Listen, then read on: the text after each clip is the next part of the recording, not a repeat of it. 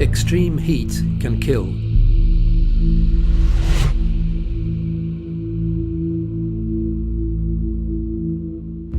During many of the recent heat waves in Europe, vulnerable individuals have suffered.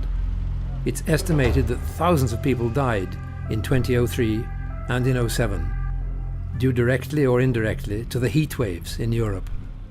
Experts say that a 2 to 3 degree increase in average summer temperatures will double the frequency of periods with extremely high air temperatures. Regional climate models predict that the frequency of extreme weather events will increase in the future. And this means that, for example, heat waves will become more frequent, longer and more intense. Sofia Thorsson is head of the Urban Design for Weather Extremes in European Cities project. She's worried about the effect of climate change in cities. As an urban climatologist working within the field for many years, I think it's very important to look at what will happen in cities within the near future, and since more and more people live in cities, and also that heat waves will hit hard on cities. How human beings outdoors feel heat and cold is not just down to air temperature. You have to add on all the radiation to which the human body is exposed. Then you get what scientists call mean radiant temperature. This is the measurement basis in a simulation program developed by the Gothenburg Urban Climate Group. Researcher Fredrik Lindberg demonstrates. This is for an afternoon day in summertime, and as you can see from the buildings we have these shadow patterns that showing that shadow patterns is very important when you look at this.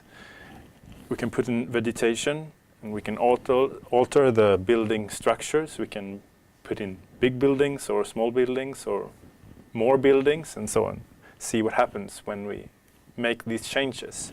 Of course you can use air conditioning to cool the buildings, but that will create more heat to the city and release a lot of carbon dioxide to the atmosphere. Instead of using more energy to cool, we can design the cities in terms of its openness and use different materials and colors, and by planting more trees. And trees offer shade. And they don't store heat, and they don't reflect that much radiation. Moreover, their very transpiration cools the surrounding area.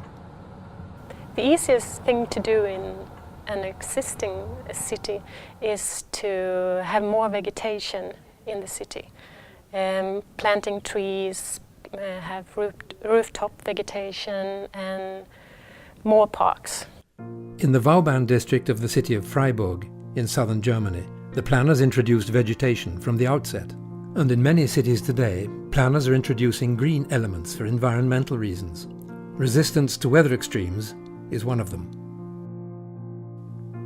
The research team brings together climatologists, architects, urban planners, and people in health service. They're based in Gothenburg in Sweden, Porto in Portugal, and Kassel in Germany. Their studies will be done in the streets of these cities. It wouldn't be surprising if these 3 cities will come to look different thanks to the findings of these studies.